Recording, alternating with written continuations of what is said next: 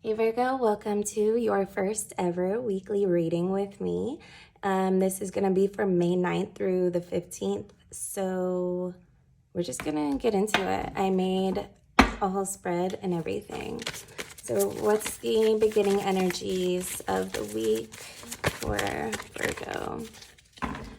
May 9th through 15th, the beginning energies of the week. Okay, we got the sun on the bottom of the deck. All right. The Nine of Cups and the Seven of Coins. I think a lot of you are kind of satisfied with your money situation. I think that this is a really good time for work, for new projects, for things to take off and be really, really successful. That's a really good way to start the week. That means that you probably had a decent weekend if you're watching this. Okay, I felt this coming as well. So yeah, that situation, like I said, well, I don't think I told you yet, but the lunar eclipse is coming up. Yeah, it's gonna be pretty fucking crazy for everyone. And I have a feeling that your emotional state right now is something that's gonna need addressed later in the week. I think this isn't something that you're really open about. If I didn't say already, the Three of Swords, the Eight of Coins. On the bottom of the deck, we have the Five of Coins. So even though your money's good, it's not necessarily helping. This could be a work situation, but obviously it could be romantic. But with this being paired with the Eight of Coins, it could definitely be a work situation, or you're just struggling through work because of this other situation. And moving forward, your blocks behind this. Yeah, there's a lot of healing taking place right now. You got the Ten of Swords and the Hanged One, right? So, just for simplicity's sake, I'm going to not read them in reverse, okay? Bottom of the deck is the Nine of Coins. Okay, so there's a lot of your money tied in with emotions here.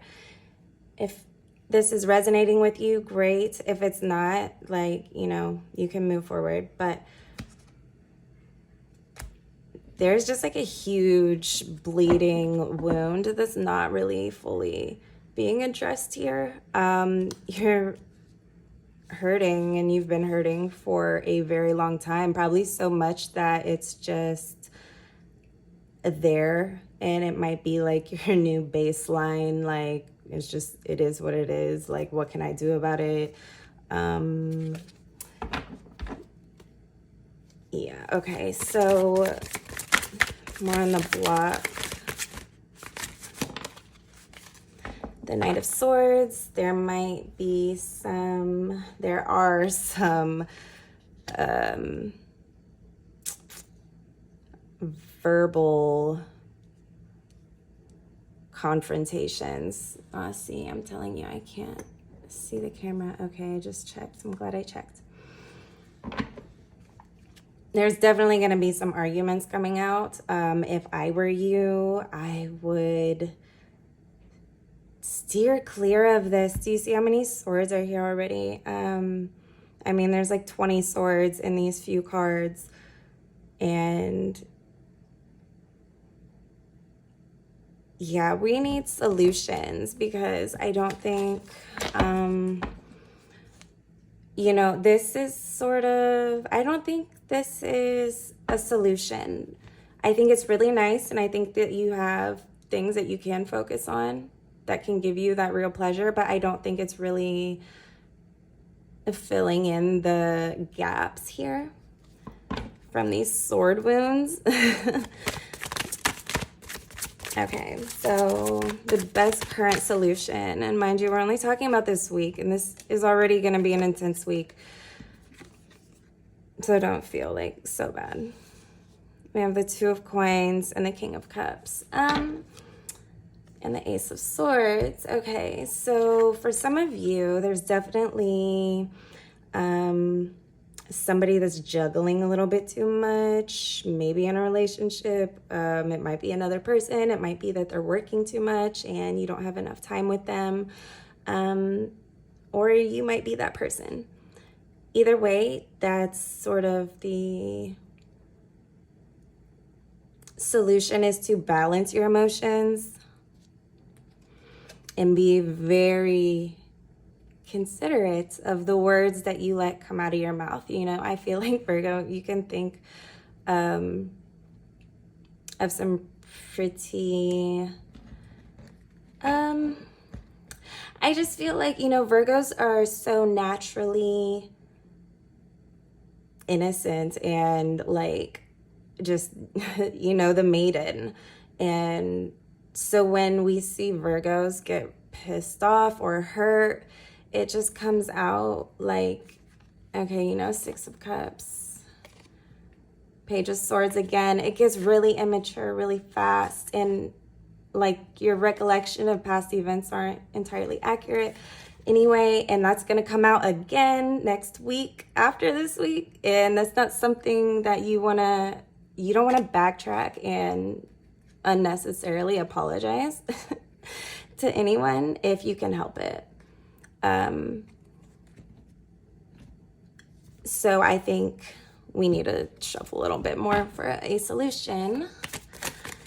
Okay, the Four of Coins. So there's so many coins with these swords. Make sure you're not spending to compensate for any lack that you feel in like your heart space area, any emotion. You know, I know it's really great to retail therapy, but in this case, it's not going to put you in a really good position, and I think you'll regret it. Again, this is only for this week. We'll see what comes out next week. Oh, and at the end of this reading, I'm going to do a yes or no question with the pendulum, and I'll give you time to think about that. Love. Love is definitely necessary. We're in Taurus season. Self-love is very, very powerful tool right now.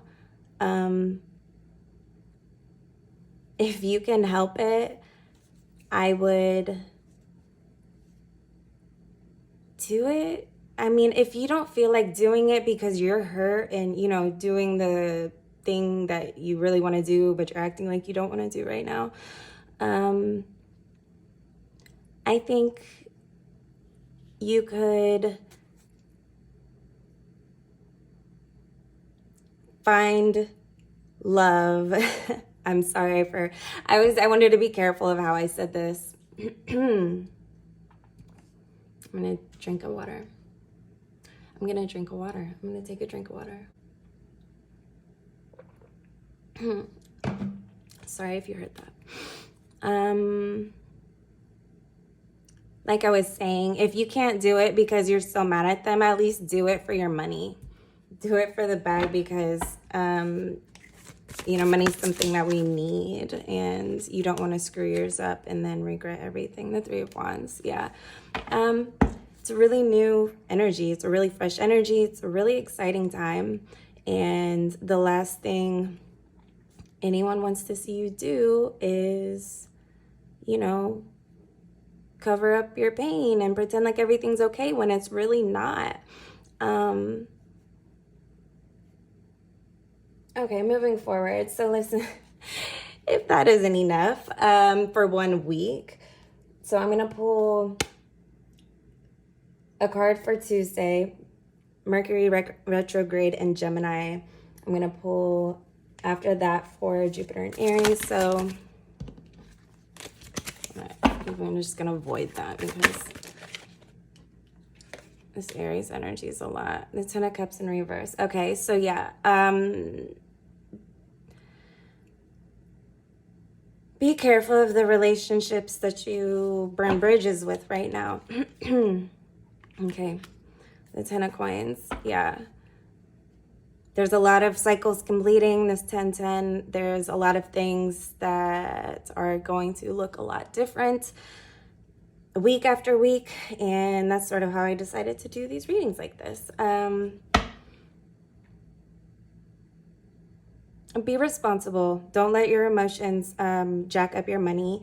And as far as Jupiter and Aries, which is also like Tuesday and Wednesday, yeah, just be ready for a lot of change to come, because this is just the lunar eclipse, right? And Scorpio is not a necessarily, it's an underworld, which is funny, but it's like an underworld sign. I mean, it really is, but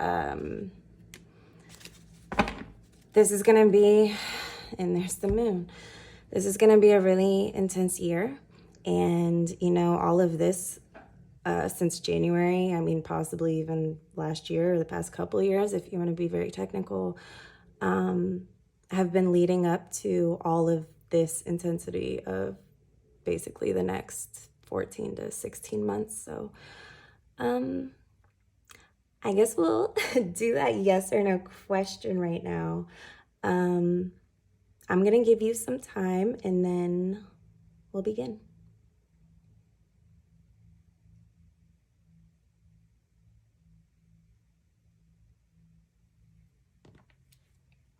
Okay, yes or no question for Virgo, the week of May 9th through 15th.